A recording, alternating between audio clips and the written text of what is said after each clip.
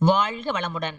வாடாத மாலை, அணையாத விளக்கு என பல அற்புதங்கள் பல புரிந்த சிவகங்கை மாவட்டம் சிங்கமுனரி என்னுமிடத்தில் ஜீவசமாதி அடைந்து இன்றளவும் தேடி வரும் பக்தர்களுக்கு கேட்டதை கேட்டவாறு அருளும் வாத்தியாரையா என்று அன்புடன் அழைக்கப்படும் முத்துவடுகநாதர் என்னும் சித்தரை பற்றி காணலாம் வாருங்கள். குழந்தை வரம் வேண்டுபவர்கள், வியாபாரத்தில் நலிவுற்றவர்கள், மாந்திரிகத்தால் அல்லல் படுவோர், விஷ பிராணிகளால் பாதிக்கப்படாமல் இருக்க சித்தரை வந்து வணங்கினால் நிச்சயம் தீர்வு கிடைக்கும் என்பது நம்பிக்கை. சித்தரானவர் ராமநாதபுர சீமையின் குறுநில நாடான செம்பி நாட்டின் அரசன் பூவளவத்தேவனுக்கும் குமராயி அம்மனுக்கும் மகனாக பிறந்தவர்.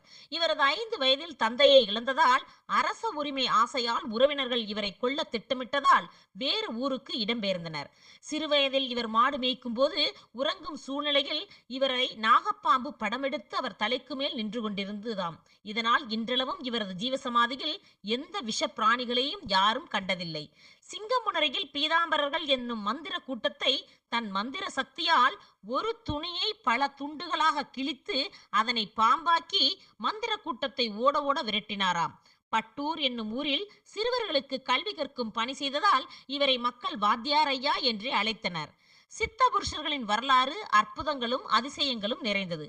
பல ஆயிரம் சித்தர்கள் நம் மண்ணில் வாழ்ந்து மறைந்து இன்றும் சூட்சும ரூபமாய் அருள்பாலித்து வருகின்றனர். அப்படிப்பட்ட சித்தர்களில் ஒருவர்தான் முத்துவடுகநாத சுவாமிகள்.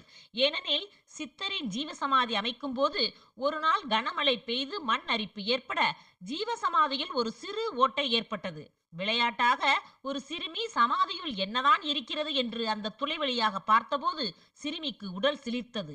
ஆம், சமாதியினுள் ஒரு மகான் தியானம் செய்வதையும் அவர் கழுத்தில் மனம் வீசும் அழகிய மலர் மாலைகள் இருப்பதாகவும் விளக்கு ஒன்று சுடர்விட்டு பிரகாசிப்பதாகவும் கூறினாள். ஊர் மக்களுக்கோ பெரும் வியப்பு. பல ஆண்டுகளுக்கு முன்பு அடக்கமான சித்தரின் மேல் வாடாத மாலையும் அணையாத விளக்கும் எரிகிறது என்றால் என்ன? ஆச்சரியப்பட்டு அவரது தவத்தை தொந்தரவு செய்யக்கூடாது என்று முடிவு செய்து ஜீவசமாதியை சீர் செய்து கோயில் எழுப்பி வழிபடுகின்றனர். இவர் சன்னதியில் வந்து பக்தர்கள் முறையிடும் அனைத்து வேண்டுதல்களும் விரைவில் நிறைவேறும் என்பது பக்தர்களின் நம்பிக்கை. இவரை பட்டூர் வாத்தியார் வடுகநாத சித்தர் என்றும் அழைக்கப்படுகின்றார். இவருடைய ஜீவசமாதியில் உள்ள சிலை மனிதர்களுக்கு போல வியர்க்கிறது என்று நம்பிக்கை நிலவுகின்றது.